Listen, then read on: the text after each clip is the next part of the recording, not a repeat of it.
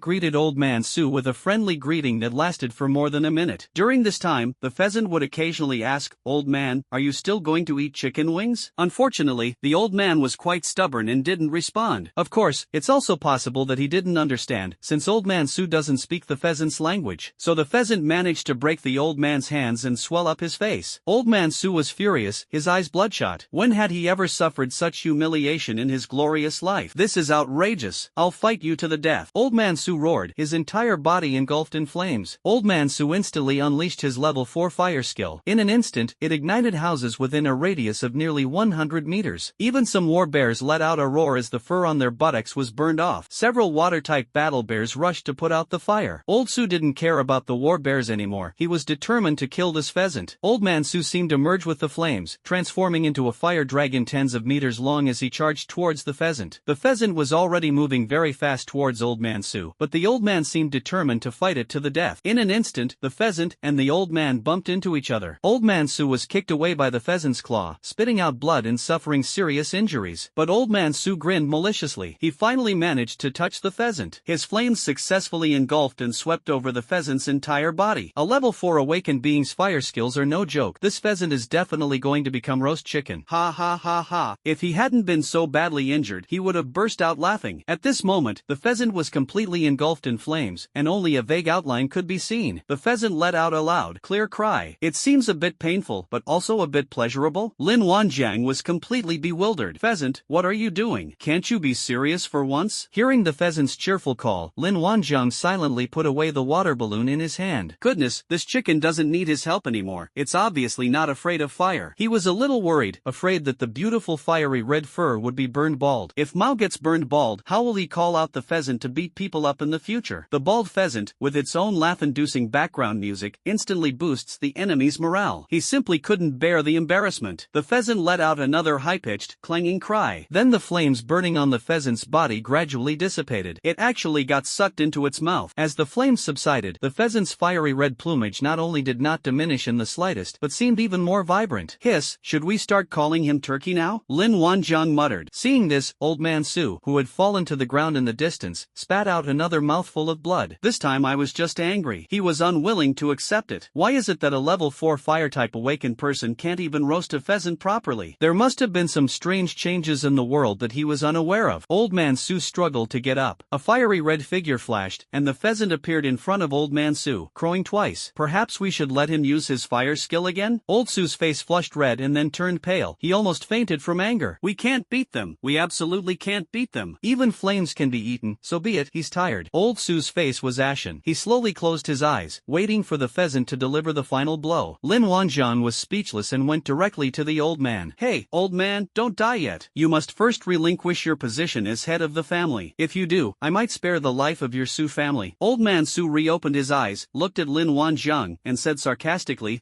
is it even necessary to give it up? Of course it's necessary. I've already thought of the will for you. Come on, sign it and put your fingerprint on it. Lin Wanjiang said, taking out a piece of white paper. When Old Man Su saw the blank paper, he was so angry that he almost woke up again. Don't worry about the details. You can add more to the will later. Just sign it first. I'm afraid you won't be able to handle it. Lin Wanjiang advised earnestly. You're delusional. The Su family will not compromise. Old Man Su coughed up another mouthful of blood. You old man, why are you so stubborn? I just want to make Su Wanwan's father the head of the family. Rather than watching the Su family perish, you might as well preserve some of its seeds. What do you say? If you don't sign, I'll need to kill even more people. Let's value peace. I'm not the kind of person who would wipe out an entire family so easily. Lin Wanjiang smiled as he looked at Old Man Su. That smile makes you look a little uneasy. After exchanging a complicated look with Lin Wanjiang for a few seconds, Old Man Su finally signed his name on the blank paper. He took out the yuan crystal box from his pocket, took out a fist-sized seal from it, and stamped it with his seal. The seal of the Su family patriarch. That's more like it. Fighting and killing are no good. Be smarter in your next life. Don't mess mess with people you can't afford to offend. After Lin Wanzhong finished speaking, Shanji, who was standing to the side, kicked Old Man Su to death. But Old Man Su gave a strange smile before he died. Lin Wanzhong was surprised to find that the old man had somehow produced a remote control in his hand, and the button had already been pressed. That old man, he must have taken the remote control when he was taking the stamp. Lin Wanzhong immediately became alert. What kind of remote control was this? Suddenly he realized that the air here seemed to be compressed, and breathing began to become difficult. This is a heavy-duty crystal cannon. Wow, this old man has this trick up his sleeve. Lin Wanzhong himself was fine, but there were still so many Zhan Xiangs in the arena. If this shot really lands, these warbears will definitely suffer many casualties. These are his most precious treasures. The next instant, Lin Wanzhong could see a thick beam of energy enveloping them. It is definitely a heavy crystal cannon, no doubt about it. He wanted to teleport away and then summon all the warbears to leave, but it was too late. There is a skill recovery animation. Given his elderly hand speed, he probably wouldn't be able to summon them all. It was fun to summon it for a while, but now it's going to be painful. Group summoning takes time, and the more numbers summoned, the longer it takes. He has already tested this. If he wants to summon 100, he can do it instantly. But if you want to summon 1000 at once, it will take several seconds for the skill to recover. Moreover, there are over 2000 warbears in the arena. They can't be completely wiped out in just a few seconds. Lin Wanzhong didn't have time to think much. He quickly summoned a giant tortoise, and it instantly appeared above his head. Without the slightest hesitation, Lin Wanzhong hoisted the still bewildered giant tortoise onto his shoulder and flew toward the massive heavy crystal cannon. Brother Turtle, quickly activate absolute defense. Lin Wanzhong shouted urgently. The tortoise was still confused. It had just been summoned and was now being carried away and flown away. When it saw the massive energy pillar coming straight at it, it nearly scared the ghost out of its wits. Some troublemakers want to harm the turtle. Holy crap, damn it! The turtle quickly retracted into its shell, and its entire body suddenly glowed with a jet black light, providing absolute defense. Boom! Just then, the heavy crystal cannon slammed solidly into the turtle's back. Lin Wanzhong also unleashed his absolute defense at the same time. One person carried a tortoise as a shield and directly confronted the heavy elemental crystal cannon head-on. The heavy crystal cannon exploded in mid-air with a deafening roar, and the energy wave spread out. The dazzling light instantly engulfed both the man and the turtle. If anyone saw this scene, they would be absolutely astonished. That's a bit too intense. This is a heavy-duty elemental crystal cannon, the ultimate weapon of equality for all beings. That's awesome, bro. Nobody can beat you. The reason Lin Wanzhong carried the tortoise was not because he lacked confidence, but because the tortoise's shell had a larger surface area. It can at least block a significant amount of energy. Both the man and the turtle were blasted away by the massive energy shockwave from the collision. Lin Wanzhong slammed the turtle heavily onto the ground, but fortunately, he landed exactly 3 seconds later, and his absolute defense withstood the secondary impact damage. Otherwise, he would have suffered enough. The energy of the heavy crystal cannon dissipated in the air, and what remained was almost incapable of causing any fatal damage to the warbear below. Moreover, several earth elemental skilled warbears have already condensed earth walls to mitigate the impact of the energy. So, the warbear is safe. The heavy elemental crystal cannon was neutralized just like that. If people found out, they would definitely shout, "You damn planner, someone's cheating here." Lin Wanzhong got up and shook his head. He was fine. He truly lived up to his reputation as a man who could last 3 seconds. However, he only felt a little cool right now. His armor and clothes had turned to dust under the influence of energy. He had just hidden behind the giant tortoise, so theoretically he hadn't taken the direct hits, and with his armor protecting him, the explosive energy should have been greatly reduced. Yes, everyone responded in unison. The Yuanjing storage box should not have been damaged by much. He just doesn't know where it flew off to. He has to look for it. The clothes are still inside. Now he is completely naked, without a single hair.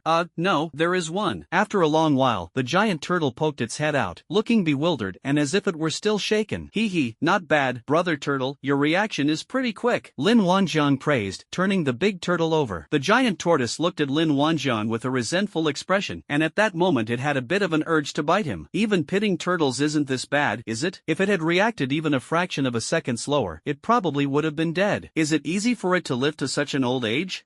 Could you please not do it so suddenly next time? Its delicate heart can't take it. It glared angrily at Lin Wanzhong's lower body. The main reason is that its height only allows it to see this far. Any higher and it would have to crane its neck.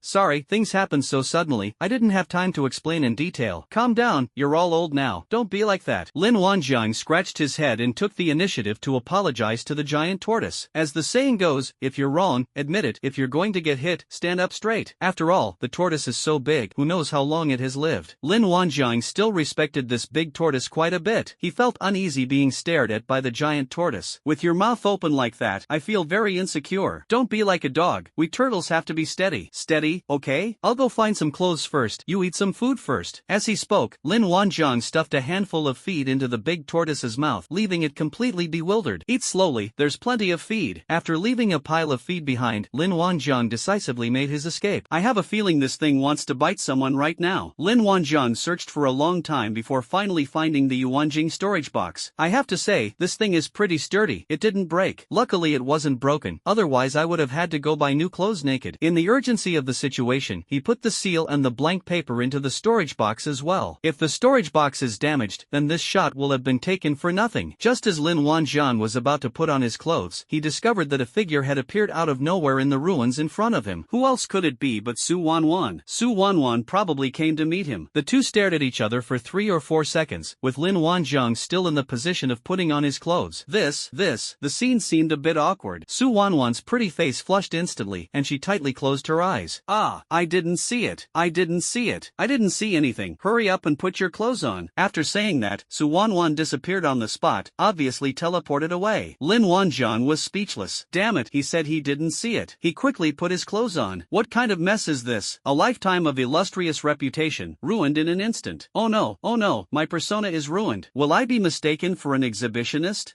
No. If it's a misunderstanding, why should I care what she thinks? He didn't care what the other person thought before, so why is his first thought now that he cares about how the other person will view him? That's not a good idea. They must have been stunned by the shock just now. Yes, that must be it. Chen Outyan looked at Su Wanwan, who had just been teleported there and then immediately teleported back, with a puzzled expression. Wanwan, why are you back again? Didn't you look for Xiaolin? At this point, Chen Outyan also became a little nervous. He couldn't bear to see Lin Wanjiang get into trouble. If Lin Wanjiang is arrested, he will have to use his family connections to negotiate. I saw it. No, I didn't see it. Su Wanwan was somewhat incoherent. Wanner, what's wrong? Tell me slowly, did you see Lin Wanjiang or not? Su's mother noticed that her daughter was acting strangely and stepped forward to take her hand and asked with concern. Su Wanwan picked up her mother first, and then they were teleported here together. So now that Su Wanwan's family is safe, she no longer worries about them, and her mindset has changed slightly. Mom, Commander Chen, Lin Wanjiang, he's alright, I'll go pick him up later. Su Wanwan said calmly, though her cheeks were still burning. Why wait? Just bring him back if there's nothing wrong. How strange. Everyone was suspicious, but I didn't ask any further questions. I'm just glad that everyone is alright. Xiaobo led the Wolf Riders to continue training. He knew Lin Wanjiang's strength all too well. If anything happens to everyone else, nothing can happen to him. Instead of worrying about him, we should worry more about the Wolf Riders. After a short while, Su Wanwan teleported again. At this time, Lin Wanjiang had already dressed and was cleaning up the battlefield. When he saw Su Wanwan teleport back, he casually said, "You're here." Ah, yes. Su Wanwan lowered her head slightly, not daring to look directly at Lin Wanjiang. Lin Wanjiang couldn't help but chuckle. She hadn't been this shy when she held his hand before. You've already seen it. What's there to be shy about? I didn't ask you to take responsibility, so lift your head up. Upon hearing Lin Wanjiang's words, Su Wanwan stubbornly raised her head and stared at Lin Wanjiang for a full second. However, this time he seemed a little less confident and hurriedly looked away after a second. Alright, look around and think about what to say to them later. Lin Wanjiang changed the subject. In fact, when Su Wanwan was teleported here, she was also startled by the dilapidated scene. But before she could think any further, she witnessed a scene that was absolutely blinding. My mind was a complete mess at that time, and I didn't have time to think much. Now she calmed herself down and looked around again. The 2,000+ warbears stood silently in their positions, implicitly demonstrating who the final victor in this battle was. Looking at the Su family home, which is now almost in ruins, Su Wanwan had a complicated expression and many feelings. You're looking so closely. You don't want me to pay for it, do you? This has nothing to do with me. It was that old man who broke it. Lin Wanjiang suddenly said. Su Wanwan glanced at Lin Wanjiang, thinking, who would dare ask you for compensation now? You've already pushed over the main branch of the Su family. Here, take this as compensation. The Su family needs a makeover. Lin Wanjiang said, taking out the blank paper and seal. What is this? Su Wanwan was taken aback. This is the will of the Su family head, which says that your father should succeed him as the family head. Lin Wanjiang said solemnly, but this is clearly a blank sheet of paper. Hey, it was dictated by that old man. He died before he could write it down, but the signature is real, which proves that what I said is true. Lin Wanjiang pointed to the end of the white paper. Come on, I'll fill in the content now. Lin Wanjiang said, actually taking out a pen. Su Wanwan rolled her eyes. She knew perfectly well what Lin Wanjiang was up to. You've killed so many people, the main family won't let this go so easily. There there are still over 40,000 troops outside. A blank piece of paper probably won't do you any good. Su Wanwan frowned and began to analyze their current situation. That's a narrow-minded view. What's the point of this will? It's just to legitimize your lineage's ascension to the throne. Making it legitimate is only the first step. To truly control the Su family's current power, we'll have to see the capabilities of your branch. Who sits in the position of family head is not important. What matters is that the bond of interests remains. As long as the bond of shared interests remains, your Su family will not fall apart. Of course, this process will inevitably involve some bloodshed. To put it bluntly, anyone who disagrees will be sent down to the old man to continue serving him. I believe they can handle this well. If anyone still disagrees, let them come to me. I will win people over with virtue. Lin Wanjiang spoke casually, but his words revealed immense confidence. The head of the Su family and some important figures were killed by Lin Wanjiang today, but the Su family still has 40,000 soldiers on the front line. Lin Wanjiang will not touch these people. They are a vital force guarding the border. Apart from a few officers, the others have no blood relation to the Su family. There's no need to get involved in family feuds. That's why Lin Wanjiang wanted to put a new person in charge. Right now, Fu Suwanwan's lineage is definitely in a better position. Of course, if Su Wanwan's father still has feelings for him after taking power, then we'll talk about it later. If things don't go well, we can just have another bloodbath. This is the absolute confidence that comes with absolute strength. However, today's bloody lesson will surely teach them what kind of people they can mess with and what kind of people they can't. The main branch of the Su family was completely wiped out simply because they kidnapped a powerful god of wealth. Unless Su's father has Alzheimer's, he should know who he'll follow in the future to have a good life. Lin Wanjiang picked up a pen and began to write neatly on the white paper. Since there's no table, the big tortoise will have to make do for now. What's your dad's name again? Lin Wanjiang asked, squatting down and writing halfway through. Su Bingqi. Su Wanwan also squatted down to watch Lin Wanjiang write and draw. Seriously, can't you write a little nicer? Su Wanwan muttered. As long as it's legible, that's fine. Actually, Lin Wanjiang's handwriting isn't very good. Have you ever seen a will written like an earthworm crawling? Su Wanwan couldn't stand it anymore. Big turtle, can you please stop moving? Look what I've written with all this movement. Lin Wanjiang patted the turtle's back. The giant tortoise rolled its eyes. Did it move? Its feet didn't even touch the ground, so why blame it for the ugly handwriting?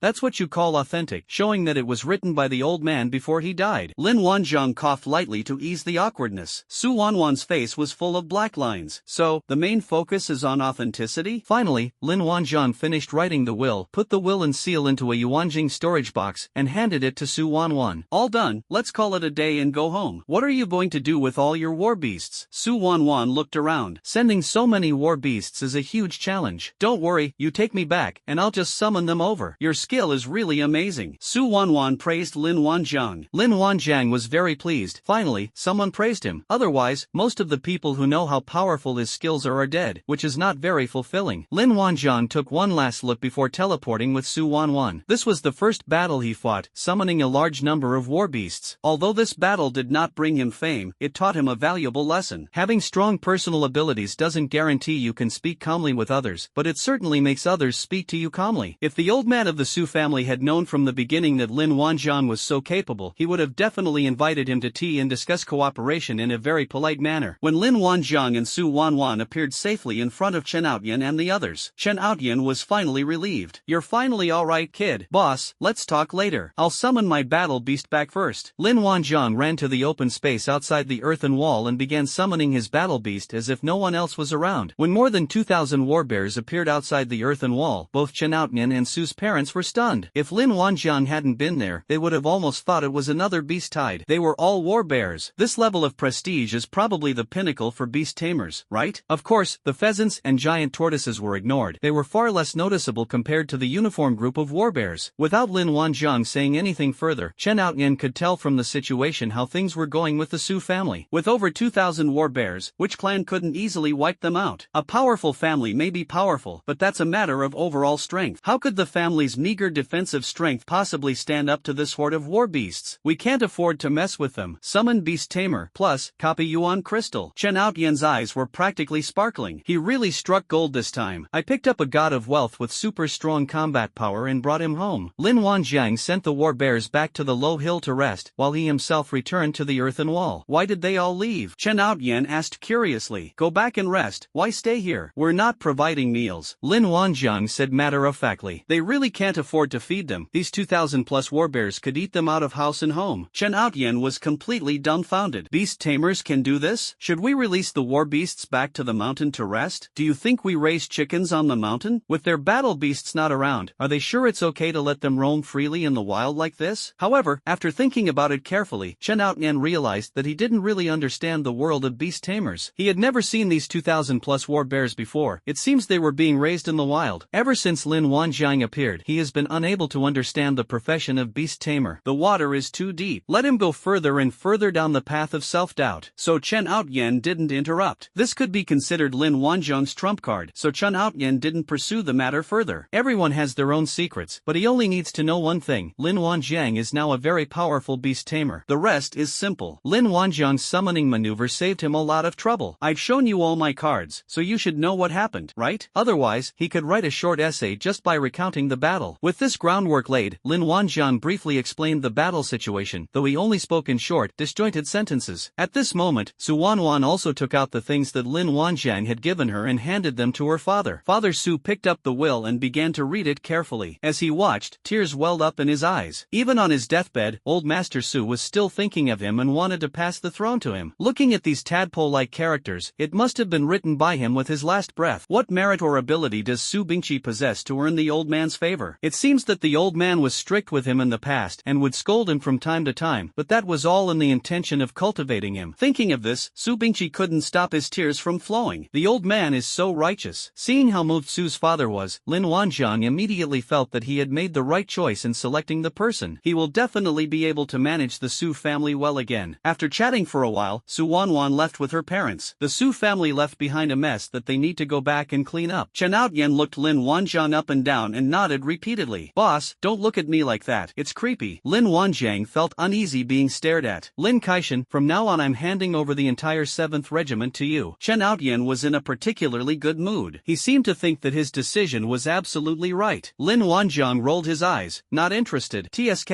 I don't like hearing that. Young people should take on more responsibilities and bear more pressure. That's how they grow up quickly. I'm already 1.8 meters tall. I don't need to grow anymore. Lin Wanjiang knew exactly what Chen Outyan was thinking. It's all laid bare on their faces. It's settled then. My appointment should be finalized in the next few days, and it's only a matter of time before you're promoted. Chen Outyan's words left no room for refusal, and then he slipped away. Lin Wanjiang was speechless, so quick to shirk responsibility. At this moment, the fat man also returned from the mountain with 80 wolf riders. Lin Wanjiang was quite satisfied with the spirits of the group. After greeting everyone, he teleported to the low mountain. Some of the warbears were injured, and there were also several war beasts with the healing skill on the low mountain, so Lin Wanjiang didn't need to take action himself. These warbears received treatment after returning. As the leader, Lin Wanjiang naturally had to come and comfort his underlings after the war. Actually, all he did after he arrived was give each bear some feed in yuan crystals. Only after returning to the earthen wall did Lin Wanjiang finally have some free time. In his spare time, he also summarized the day's battle. He discovered that although his side had a large number of warbears in this battle, they were all fighting independently, with no strategy or coordination whatsoever. This may also be due to the overwhelming dominance. However, this phenomenon is not good. His warbears could clearly unleash even greater power and coordination. But how can we get them to work together? We can't just practice on our own every day, can we? He doesn't have that much free time. At this moment, Lin Wanjiang glanced at the dog who was counting flies and his eyes lit up. Isn't there a ready-made translator? No, wait. A strategist. Dog, come here. Lin Wanjiang called to Dog. Take your phone, study some military strategy, and then go over to the low hill and teach those guys how to coordinate their attacks. From now on, you will be my trusted advisor. The dog looked completely bewildered. Military strategy? What kind of military strategy does it know? We also wanted to teach coordinated combat? Even the dog wondered if it had misheard. But the phone in my pocket is real. Lin Wanjiang didn't care whether the dog wanted to or not, and directly shoved Yuan Jing's phone into its hands, while playing a video for it. And so the dog was passively given further education. The video is from Romance of the Three Kingdoms. Study hard, and you'll be the strategist commanding an army of 100,000 in the future. Doesn't that sound exciting? I'm entrusting this important task to you. I believe you can do it well. I'll assess you in a week. After feeding the dog several large bowls of chicken soup, Lin Wanjiang drifted away. The dog was left completely bewildered, watching TV all by itself. Lin Wanjiang, on the other hand, teleported into the mountains. Unlike before, this time he ventured deep into the mountains. The map of this area has already been developed, and Lin Wanjiang can teleport there at any time. He went deep into the mountains for two purposes. Firstly, it was to secure a new territory for his war beast legion. question. Secondly, of course, we should see if we can capture more rare mutated beasts. That is to say, he was highly skilled and daring enough to do so. If it were anyone else, they would probably just kill them if they heard that they were going deep into the mountains. Lin Wanjiang spent several hours in the mountains. My underlings are getting so many offers they're practically overwhelmed. They're addicted. And since there was nothing urgent at the moment, he stayed a little longer. What he didn't know was that while he was still struggling deep in the mountains, Chen Outyan was searching for him all over the world. When Chen Outyan called Lin Wanjiang, a dog answered the phone. Chen Outyan almost killed someone. At this critical moment, we have no idea where Lin Wanjiang has gone, and we can't get in touch with him. The ultimate level of slacking off at work is getting caught by the boss, but the boss is helpless to do anything about it. Finally, after giving Guzi a few instructions, Chen Outyan hurriedly left. It's all because something happened to the Chen family. The patriarch of the Chen family has passed away. He needs to go home. Someone needs to take charge here. The person he designated was Lin Wanjiang. This is the first time I've ever had a dog convey such an important message. Although it always feels a bit strange and informal, there's nothing I can do about it. The head of the Chen family died suddenly, without even leaving a will or anything. If he had left a will like Old Man Su, it would have been much easier, but the other party didn't. The old patriarch had 4 sons, the eldest, Chen Fugui, the second, Chen Shangfu, the third, Chen Zhuan, and the fourth, Chen Feng. The formation of 4 factions within the Chen family around these 4 individuals is nothing new. Now that the head of the Chen family has suddenly passed away, one can imagine what kind of chaos will ensue within the family. Every faction wants to support its own people to come to power. After all, this involves a lot of interests. Chen Outyan rushed back, partly to attend the funeral and partly to help Chen Feng compete. As night fell, Lin Wanjiang reluctantly returned to the earthen wall. Dog, how's your study going? Have you come up with a strategy for commanding troops yet? Lin Wanjiang asked with a smile, in high spirits. Liang, I have a plan, Guzi said, looking like a shrewd strategist. Lin Wanjiang glanced at Guzi and said, are you planning to set Bawanpo on fire again? Hee, everything is under control. Lin Wanjiang gave the dog a sharp rap on the head. Damn it, speak like a human. The dog immediately jumped up and down. Damn it, what can I learn in just a little while? Chen Outyan came looking for you, but you weren't there. He saw me watching TV on your phone and almost chopped me off. Then he turned the phone off, but I can't watch it because I don't have a fingerprint to unlock it. Oh, why did he come to see me? Lin Wanjiang asked, puzzled. He said the old man of the Chen family died and he has to go back. From now on, you will be in full charge of the 7th Regiment. From now on, you will be the boss here. Guzi began to recount Chen Outyan's instructions. The head of the Chen family is dead? Won't the Chen family descend into chaos? Did he say how long it would take? He didn't say anything. He just said what I just reiterated, and then left in a hurry. Okay, I got it. Go back to watching TV and learn something useful, not just some random stuff. With that, Lin Wanjiang turned on Romance of the 3 Kingdoms for Guzi again. This time, the dog happily grabbed his phone and ran off to watch. The heads of both the Su and Chen families were killed in a single day. Did they swear to die on the same day, in the same month, in the same year? Lin Wanjiang couldn't help but wonder to himself. Lin Wanjiang was not interested in who would be the head of the Chen family. As long as they don't interfere with his development of his own power, that's fine. Oh dear, since the boss isn't here, should we form another wolf warrior cavalry unit? Anyway, he's just idling around. An hour later. This is also a good opportunity to hone his newly recruited wolf warriors. Teaching them some basic battle formations and coordination is a win-win situation. If anyone disobeys, he can just take the wolf warrior back. Today's battle made him realize that even war beasts need to cooperate. That's why he made the dog learn more and teach the battle beasts how to fight together. Forming a wolf rider team is like hiring a one-on-one private coach. Although the soldiers of the 7th Regiment also needed to get used to the warwolves and improve their riding skills. However, this process is a two-way improvement. Wolf warriors also enhance team cohesion during training. If it's a win-win situation, then we can do it. Lin Wanjiang acted immediately, summoning over 300 warwolves, which marched in a grand procession to the 7th Regiment's defense zone. The soldiers of the 7th Regiment were full of questions when they saw Lin Wanjiang leading so many warwolves. What is Lin Tuan trying to do? So many wolf warriors, could it be? Some people have already guessed how things will turn out. Is this true? Could they also have a chance to become wolf riders? Every time Xiaobo led his 80 cavalrymen through the 7th Regiment's defense zone, they were all incredibly envious. In the prime of youth, full of vigor and ambition, we were dressed in fine clothes and rode spirited horses, as splendid as brocade. A silver-saddled steed gallops like the wind. Which passionate young person wouldn't yearn for that? Everyone wants to gallop freely and be full of heroic spirit. Is Lin Tuan trying to make their dreams come true? Brothers of the 7th Regiment, do you want to become cavalrymen? Lin Wanjiang asked with a smile. At least ask for everyone's opinion first. What if they don't want it? Wouldn't he have wasted his time? More than 300 people shouted in unison, their expressions filled with excitement. excitement. Lin Wanjian was slightly taken aback by the positive response. Well, since they're all willing, that makes things easier. Good, you're in good spirits. Now come and assemble. Those who can ride, stand on the left, those who can't, stand on the right. In the end, only 20 people stood on the left, while more than 280 people stood on the right. Very good. Each of you 20 men shall choose a werewolf and then join Company Commander Xiao Bo's training. Lin Wanjian looked at the 20 men who knew how to ride. Those 20 people were practically cheering as they excitedly went to choose their wolf warriors. As for the remaining 280 plus people, they could only watch with envy. They can't ride. Lin Wanjian turned to the remaining people. Since you don't know how to ride, then practice first. You should know how to practice, right? Company Commander,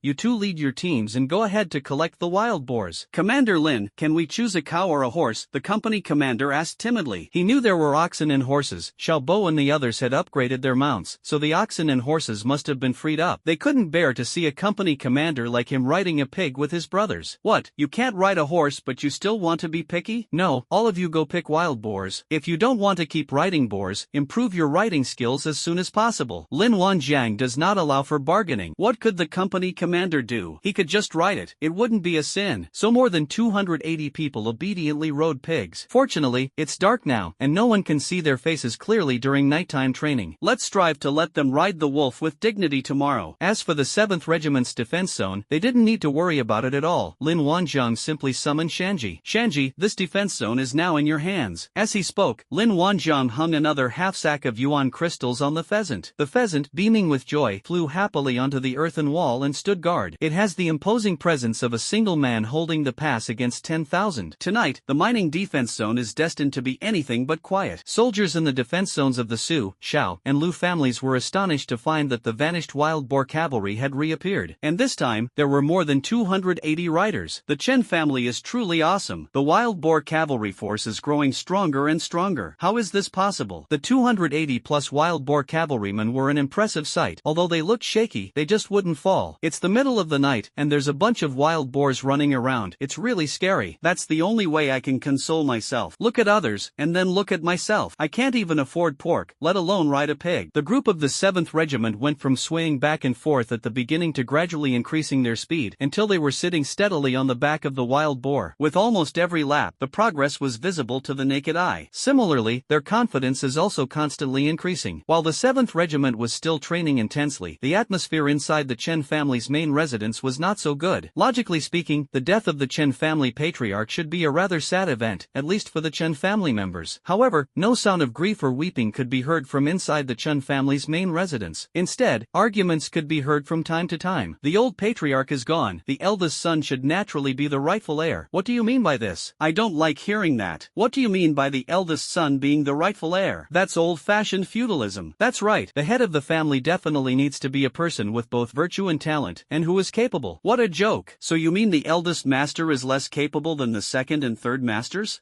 Second master commands a corps at the front, so his abilities are beyond question. Third master has been following the old patriarch all these years. The old patriarch's intention is very clear. He is deliberately grooming third master. Everyone was arguing, but no one mentioned the fourth prince. It was as if the fourth master had nothing to do with this struggle for family headship. People from all directions continued to arrive at the Chen family's main residence. Chen Outyan was still on his way back. Chen Outyan dialed Chen Feng's number from the car. Feng, how long will it take you to arrive? Uncle Tian, I'm still on my way. I should be home by midnight. A young man's voice came from the other end of the phone. Okay, be careful on the road, and remember to call me when you arrive. Chen Outyan reminded him before hanging up. He looked out the window. The night was deep, and a storm was brewing. Which family head didn't climb to the top by stepping over corpses? In terms of strength and influence, Chen Feng, as the fourth son, is utterly unworthy of the position of family head. Chen Outyan was well aware of this. For the good of the Chen family, it is indeed necessary to choose a suitable person. Each of the four heirs to the family headship has its own strengths and weaknesses. Chen Feng is impeccable in every aspect of his character, but his biggest flaw is that he is too young. How can an 18-year-old be the head of the family? This is clearly inappropriate and there is no precedent for it. The Chen family isn't without members. It's not up to an 18-year-old boy to be the head of the family. Chen Feng lacks sufficient experience in various aspects, making it difficult for him to gain the respect of the masses. Moreover, young people lack the maturity and composure of elders, and inevitably let personal emotions interfere with their handling of family affairs. So from any perspective, Chen Feng was just a runner-up. To be honest, Chen Feng himself didn't want to compete with his three older brothers for anything. Chen Feng was aware of this and had mentioned it to Chen Outyen. However, when one is in a position of power, one is not free to act as one pleases. That's just how he was born into such a family. Chen Feng's lack of competitiveness does not mean that others will ignore him or let him off the hook. His 3 older brothers probably don't care, and probably won't deliberately target Chen Feng. After all, Chen Feng is indeed a much smaller threat compared to the others. But what about the men under his 3 older brothers? When Emperor Taizu of Song donned the yellow robe, it was actually his subordinates who did it for him. Even if the threat is small, it's still a threat, isn't it? On the surface, no matter how incompetent or young Chen Feng may be, he is still a rival to their grandfather in his rise to power. Although this competitor is weak, it still has its supporters and a sliver of a chance. This tiny chance is enough to keep many people up at night. Therefore, it's inevitable that some people will do things that can't be brought to light. This is also what Chen Outyen is worried about. Chen Outyen returned from this trip saying he would compete, but in reality, he knew it was just a competition. More importantly, it is to ensure that Chen Feng does not become a victim of this struggle for family leadership. Of course, it would be best if we could secure more benefits for Chen Feng. Today is the most tumultuous day of his life. First, he was inexplicably tricked into going to the Su family, and then Lin Wanjiang's identity was revealed, and the Su family wanted to keep him to silence him. He thought his career was over, but Lin Wanjiang turned the tide. Not long after he returned safely to the border, this incident happened to the Chen family. It was thrilling, one exciting moment after another. Xiaoli, how much longer until we arrive? Chen Outyen asked, leaning back in the back seat. Commander, it will take about another hour. You can take a nap first. Driver Xiaoli said, glancing at the rearview mirror. Chen Outyen nodded, his eyes narrowing. Okay, call me when we're almost there. Okay, Xiaoli replied after glancing at the rearview mirror again. The vehicle continued driving for about 10 minutes when Chen Outyen suddenly spoke up. Pay attention while driving, don't use your phone. The roads are difficult to navigate in the dark. Oh, well, I wasn't using my phone, I was just checking the time. Xiaoli laughed, quickly turning off his phone screen. Chen Outyen didn't open his eyes, but changed the subject. Little Li, how many years have you been following me? 3 years, Commander. Xiaoli glanced at the rearview mirror, slowly exhaled, and continued driving. It's been 3 years. I don't think I've ever treated you badly, have I? Chen Outyen said casually, as if chatting about everyday life. But Xiaoli suddenly became nervous again. No,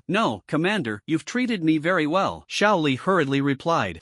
Everyone has their own choices. I don't blame you. Stop the car. Chen Outyen slowly opened his eyes and looked calmly at Xiaoli. Xiaoli trembled all over. Commander, I was wrong. I only mentioned Fourth Master's schedule. I didn't say anything else. Xiaoli was so anxious that sweat was dripping from his forehead. In fact, drivers may not even realize they are using their phones while driving. However, passengers can clearly feel it. It was obvious that Xiaoli wasn't just checking the time. He was sending messages to people, and more than once. Chen Outyen sensed it the moment Xiaoli sent the first message. Stop the car. Chen Outyen repeated. Li pulled the car over to the side of the road with trembling hands. Commander, I know I was wrong. They threatened me with my family's lives. I had no choice. Phew. If you have any difficulties, you can tell me, and we can figure out a solution together. Chen Outyen sighed. If I remember correctly, you said yourself 3 years ago that you were an orphan. What's going on now? Xiaoli wanted to say something more. Alright, get out of the car. I'm good to my brothers, that's true, but I also hate betrayal, no matter the reason. Chen Outyen interrupted coldly. Xiaoli didn't say anything more in the end. Trembling, he opened the car door and practically tumbled out of the car. Xiaoli didn't dare to linger and turned to run into the wasteland, but after running only a few meters, he suddenly fell straight forward and thrashed about for a few moments before going still. Chen Outyen is a decisive person. They treat their own people well, but they are equally ruthless towards their enemies. A kind heart cannot command an army, and a righteous heart cannot manage finances. If this matter only involves him, he might spare his life out of consideration for their 3-year friendship. But tonight is different. The entire Chen family is shrouded in mystery and unpredictability. If he betrays his allies at this point, there's nothing more to say, he simply must die. Xiaoli, who had been his driver for 3 years, had unexpectedly turned against him at this moment, something Chen Outyen had not anticipated. This shows just how intense the struggle for family headship had become, both openly and covertly. Xiaoli was just a minor figure who fell early in the struggle for the family headship. Chen Outyen dialed Chen Feng's number. Hey, Feng, don't go back yet. Change your direction. I'll wait for you in the northern suburbs. What's wrong, Uncle Tian? Chen Feng asked, puzzled. Your whereabouts have been exposed. Be careful. After ending the call, Chen Outyen dialed the number of his guard company commander. Xiao Su, where are you? Commander, as you instructed, we've been taking the back roads. We should be near Black Mountain Pass now, a man replied on the other end of the phone. Okay, the plan remains the same. You take everyone to the designated meeting point first. I have to go to another place. Having learned from Xiaoli's betrayal, he did not reveal his next move to Xiao Su. Yes, Xiao Su didn't ask any further questions. Chen Haotian glanced at the time, then changed direction and headed straight for the northern suburbs. Less than 20 minutes. 2 hours later, Chen Haotian had already arrived in the northern suburbs. He turned off the lights, stopped the engine, got out of the car, jumped onto a large tree in the distance, and waited quietly. Since Xiaoli has a problem, he needs to be more careful. About 30 minutes later, 3 SUVs drove up and stopped some distance from where he had parked. Chen Haotian's eyes lit up. They've arrived.